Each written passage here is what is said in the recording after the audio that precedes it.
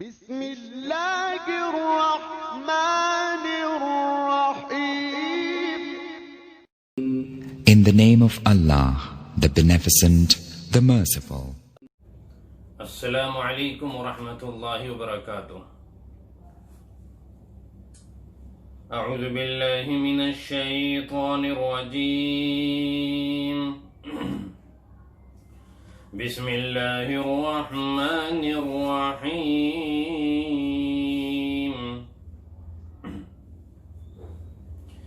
ان اللہ وملائکتہ یصلون علی النبی یا ایہا الذین آمنوا صلوا علیہ وسلموا تسلیما. صدق اللہ العظیم.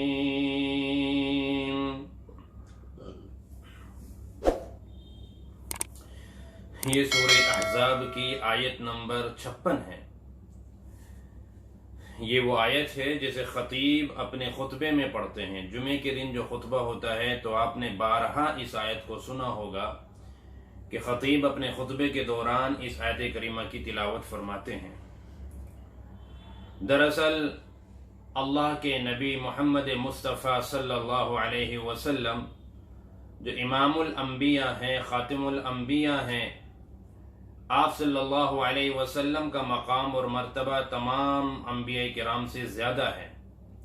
تو اللہ تبارک و تعالیٰ نے قرآن کریم کے اندر جگہ جگہ آپ کی عظمت کا، محبت کا، مقام اور مرتبے کا ذکر فرمایا. اور اس صورت میں تو خاص طور سے اللہ پاک نے اپنے بندوں کو ہر ایسا کام کرنے سے روکا جو آپ صلی اللہ علیہ وسلم کی تکلیف کا باعث بنے.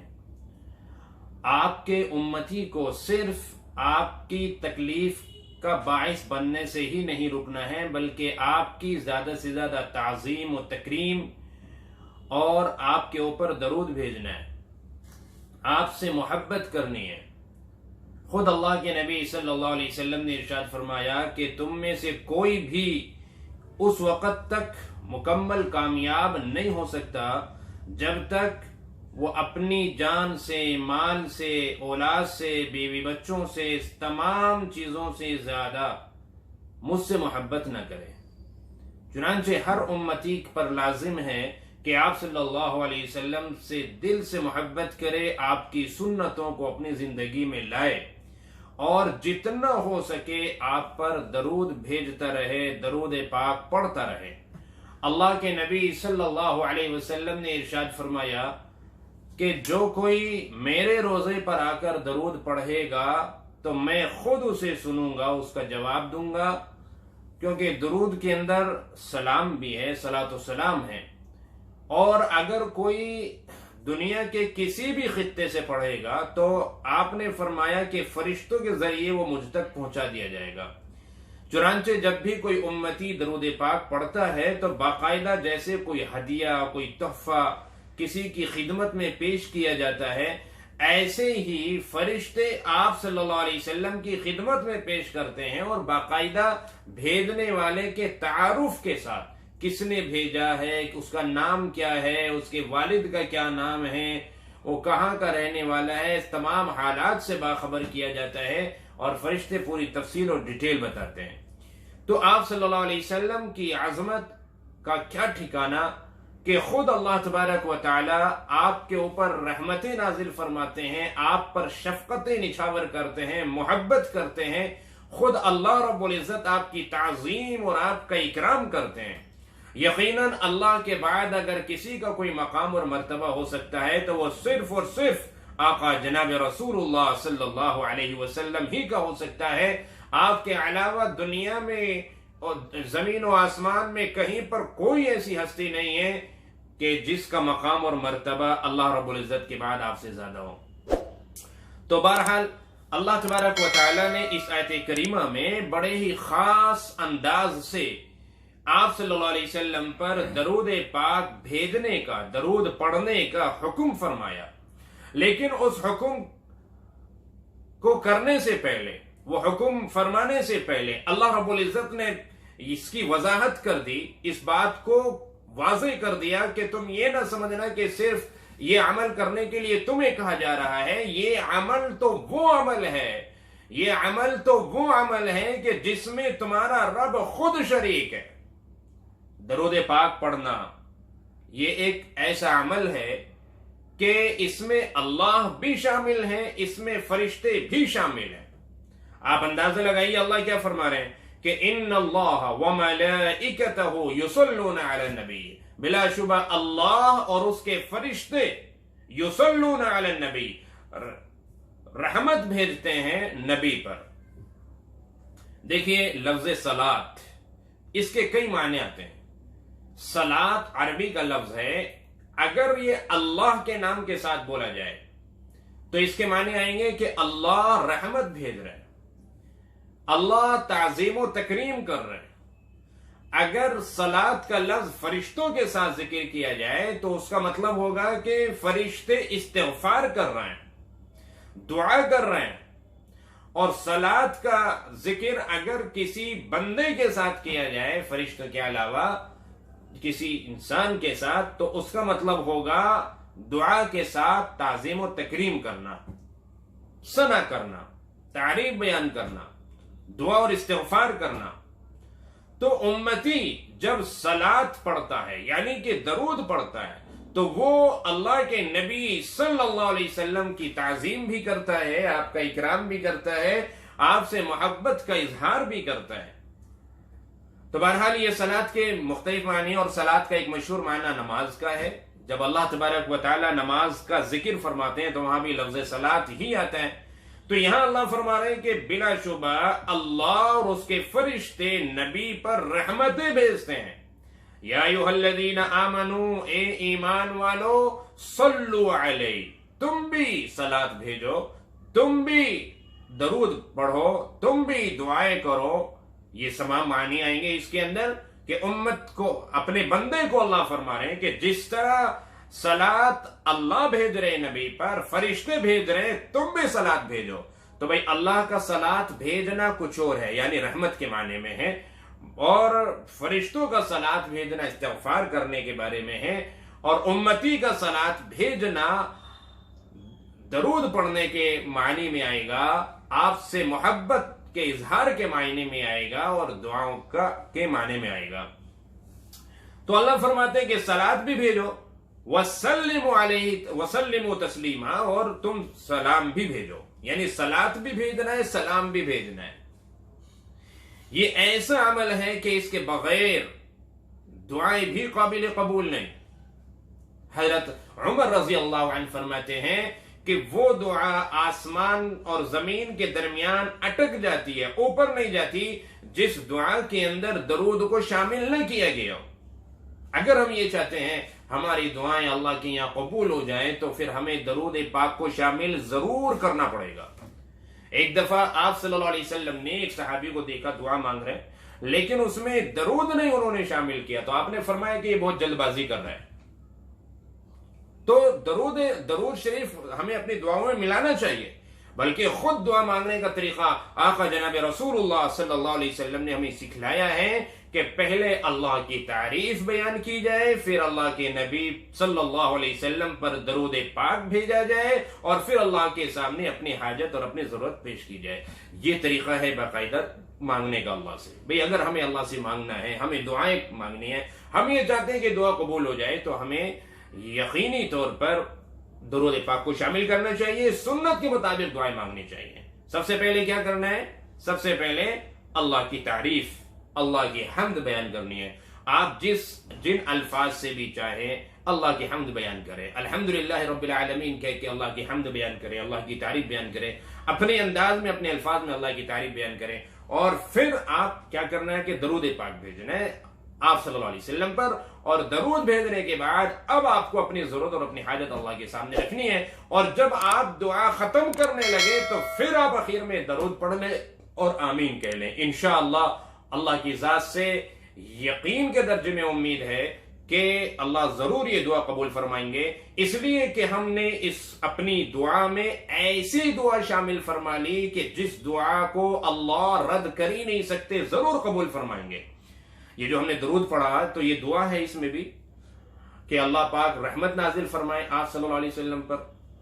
اب یہ اللہ پاک یہ والی دعا تو قبول فرما لے اور اللہ پاک ہماری وہ دعائیں قبول نہ کرے جس میں ہم نے اپنی حاجت اور اپنی ضرورت اللہ کے سامنے رکھی، یہ اس کی شان کریمی سے بہت بعید ہے. ایسا نہیں ہو سکتا کہ اللہ پاک بعض دعا قبول کرے بعض نہ کرے. جب اول آخر درود ہم نے پڑھ لیا تو امید ہے انشاءاللہ اب وہ دعا ضرور ہمارے بہرحال قبول ہوئے گی.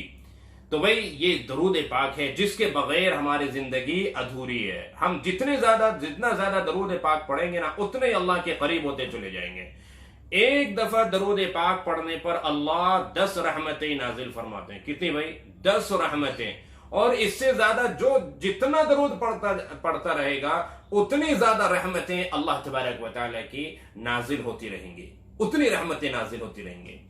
بلکہ حضرت ابی بن کعب رضی اللہ عنہ کی سے ایک روایت ہے، حضرت ابی بن کعب رضی اللہ عنہ نے فرمایا کہ یا رسول اللہ صلی اللہ علیہ وسلم، یعنی عرض کیا آپ صلی اللہ علیہ وسلم سے کہ میں درود پاک پڑھتا ہوں، میں خوب پڑھتا ہوں، لیکن میں کتنا پڑھوں؟ آپ مجھے اس کی کوئی مقدار بتا دیجئے کہ میں کتنا درود پڑھوں.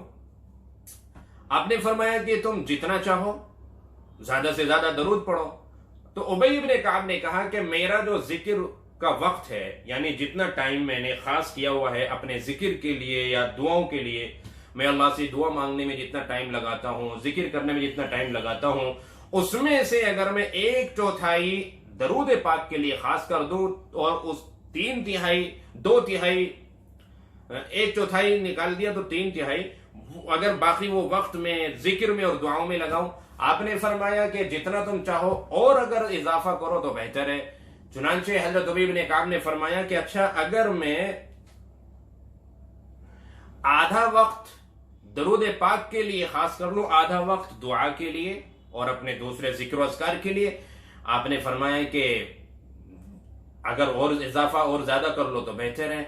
تو ابی بن کعب نے کہا یا رسول اللہ صلی اللہ علیہ وسلم اگر میں 2/3 وقت درود پاک کے لیے خاص کر لوں اور میں 1/3 وقت باقی ذکر اور دعاؤں کے لیے، آپ نے فرمایا اور اضافہ کر لو تو اچھا ہے، بہتر ہے.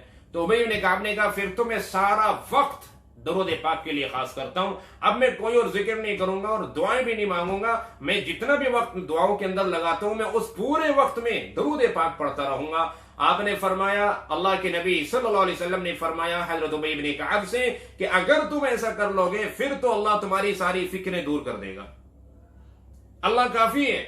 جب تم سارا وقت درود پاک کو دے دو گے تو پھر اللہ تبارک و تعالیٰ بھی تمہارے سارے کام کیا ہے بھائی بنا دے گا. اللہ تمہارے سارے کام بنا دے گا، ساری فکریں اللہ تمہاری دور کر دے گا. یہ ہے درود پاک. ایک موقع پر آپ صلی اللہ علیہ وسلم نے فرمایا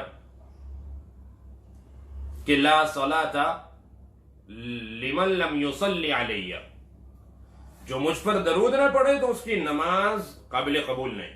آپ بتائیے، ہم تو کہہ رہے ہیں کہ دعا قبول نہیں، یا اللہ کے نبی فرما رہے نماز بھی قابل قبول نہیں. اب یہ جو حدیث ہے، اس حدیث کی بنا پر 4 ائمہ میں سے 3 ائمہ، امام مالک، امام شافعی، امام احمد بن حنبل، یہ تینوں فرماتے ہیں کہ نماز میں درود پاک پڑھنا واجب ہے. لیکن حضرت امام ابو حنیفہ رحمۃ اللہ علیہ فرماتے ہیں کہ واجب نہیں ہے بلکہ سنت ہے، سنت مؤکدہ ہے. سنت مؤکدہ کا مطلب اس کو چھوڑنا نہیں چاہیے، اس کو بلکہ پڑھنا چاہیے. اور کبھی کوئی مجبوری ہے، کبھی مجبوری میں چھوٹ گیا، ورنہ کوشش کرنی چاہیے کہ میں نماز میں درود پاک ضرور پڑھوں، ہر حال میں پڑھوں. اگر کوئی چھوڑنے کی عادت بنا لے گا تو وہ گنہگار ہوگا. حضرت امام ابو حنیفہ رحمۃ اللہ علیہ کی تحقیق کے مطابق تو وہ گنہگار ہوگا، نماز ناقص ہوگی، نماز کا مکمل ثواب نہیں ملے گا، مکمل ثواب کا حقدار نہیں رہے گا. اگر کوئی عادی ہو جائے، عادت بنا لے اس کو چھوڑنے کی، جیسے بہت سارے لوگ سمجھتے ہیں کہ بھائی درود پاک پڑھنا سنت ہے تو لہذا تشہد تک پڑھو سلام پھیر دو، تشہد تک پڑھو سلام پھیر دو. نہیں، ہمیں درود پاک بھی پڑھنا چاہیے. اور باقی جو 3 ائمہ ہیں، امام مالک، امام شافعی، امام احمد بن حنبل، ان کے نزدیک تو نماز ہی نہیں ہوتی اگر درود نہ پڑھا جائے. تو خیر، آپ صلی اللہ علیہ وسلم کے اتنے احسانات ہیں ہمارے اوپر، زیادہ سے زیادہ ہمیں درود پاک پڑھنا چاہیے. صحابہ کرام نے پوچھا یا رسول اللہ صلی اللہ علیہ وسلم آپ پر سلام کیسے بھیجنا ہے؟ یہ تو ہمیں بتا دیا گیا. جب ہم التحیات پڑھتے ہیں تو اس میں الفاظ ہیں السلام علیکم ایھا النبی ورحمۃ اللہ وبرکاتہ. تو اس میں ہمیں پتہ چل گیا آپ پر سلام کیسے بھیجنا ہے، اور صلات کیسے بھیجے یہ بھی آپ ہمیں بتا دیں، یہ ہمیں معلوم نہیں ہے۔ تو آپ صلی اللہ علیہ وسلم نے فرمایا کہ جیسے تم نماز میں اتحیات پڑھو بیٹھ کر، تو آخری قاعدے میں اتحیات کے بعد درود پاک پڑھو۔ آپ نے درود ابراہیمی پڑھ کے سنایا، اللہم صلی علی محمد وعلی آل محمد کما صلیت علی ابراہیم وعلی آل ابراہیم انک حمید مجید، اللہم بارک علی محمد وعلی آل محمد کما بارکت علی ابراہیم وعلی آل ابراہیم انک حمید مجید۔ آپ نے فرمایا کہ یہ ہے صلاۃ بھیجنے کا طریقہ، اس طریقے سے تم میرے اوپر سلام بھی بھیجو گے، صلاۃ بھی بھیجو گے، یہ درود پاک پڑھا کرو۔ خارج نماز بھی اس لیے علماء فرماتے ہیں کہ بہتر یہ ہے کہ ہم یہی درود پاک زیادہ تر پڑھیں۔ اس کے علاوہ اور بھی بہت سارے درود آتے ہیں اور ان کے خاص خاص فضائل بھی ہیں، جیسے جمعے کے دن عصر کی نماز کے بعد اپنی جگہ پر بیٹھے ہوئے 80 دفعہ اللہم صلی علی محمد النبی الامی وعلی آلہ وسلم تسلیما یہ پڑھیں تو 80 سال کے گناہ اللہ تبارک و تعالی معاف فرما دیتے ہیں۔ تو اسی طریقے سے جزا اللہ عنا محمد ما هو اہلہ، اور بھی بہت سارے درود پاک آتے ہیں، لیکن ان تمام درود میں سب سے افضل درود وہ ہے جسے اللہ نے اپنی نماز میں جگہ دی ہے، یعنی درود ابراہیمی۔ یہ سنت طریقہ ہے صلاۃ و سلام پڑھنے کا۔ اب بہت سارے ہمارے بھائی جو نماز سے پہلے نماز کے بعد کھڑے ہو کے سلام پڑھتے ہیں، تو یہ طریقہ بہرحال حدیث میں ہمیں کہیں نہیں ملا کہ اس طریقے سے صلاۃ و سلام پڑھنا چاہیے۔ جیسے بہت سے ہمارے بھائی الفاظ کہتے ہیں کہ الصلاۃ والسلام علیک یا رسول اللہ، اس طرح کے الفاظ سے وہ صلاۃ و سلام بھیجتے ہیں۔ آپ صلی اللہ علیہ وسلم کے روزے پر اگر ہوں تو ان الفاظ سے بے شک ہمیں صلاۃ و سلام پڑھنا چاہیے، لیکن جہاں ہم کہیں اور ہیں تو وہاں الصلاۃ والسلام علی رسول اللہ، الصلاۃ والسلام علیک یا رسول اللہ نہیں پڑھنا چاہیے، کیونکہ یا کا مطلب ہوتا ہے کہ جو موجود ہو، سامنے مخاطب ہو۔ روزے پر اگر ہم حاضر ہیں آپ کے روزے پر تو وہاں تو ہم آپ کے سامنے موجود ہیں اور آپ صلی اللہ علیہ وسلم خود سن رہے ہیں، تو ہم مذائقہ نہیں۔ لیکن دوسری جگہ پر اگر ہم پڑھ رہے ہیں درود تو وہاں پر تو آپ نے فرمایا کہ فرشتوں کے ذریعے اللہ پاک پہنچاتے ہیں، آپ یہ نہیں فرمایا کہ میں خود سنتا ہوں وہاں پر بھی۔ تو اس لیے ہمیں آپ کے روزے کے علاوہ کہیں اور اگر ہم صلاۃ و سلام بھیجنا چاہیں تو الصلاۃ والسلام علی رسول اللہ کہنا چاہیے، علیک یا رسول اللہ نہیں کہنا چاہیے۔ تو بہرحال جتنا ہو سکے ہم درود پاک پڑھیں۔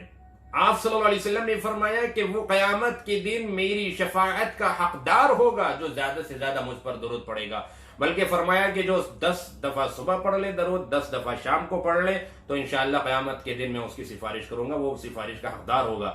تو یہ جب آپ صلی اللہ علیہ وسلم نے کتنا آسان کر دیا کہ 10 دفعہ صبح پڑھ لو، 10 دفعہ شام پڑھ لو، اور اگر نہیں پڑھیں گے بھائی تو حدیث میں آتا ہے کہ درود پاک نہ پڑھنے والا سب سے بڑا کنجوس ہے، بخیل ہے، بدبخت ہے۔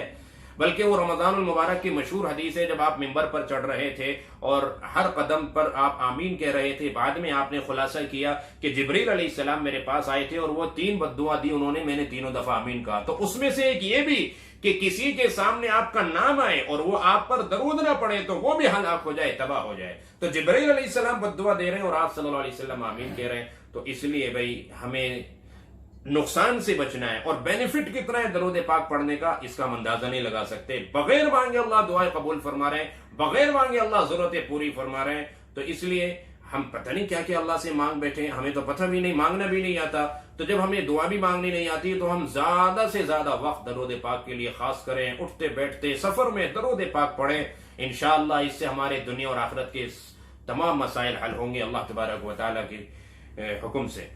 اللہ ہمیں آپ صلی اللہ علیہ وسلم کی سچی محبت، عظمت ہمارے دلوں کے اندر اللہ پیدا فرمائے اور زیادہ سے زیادہ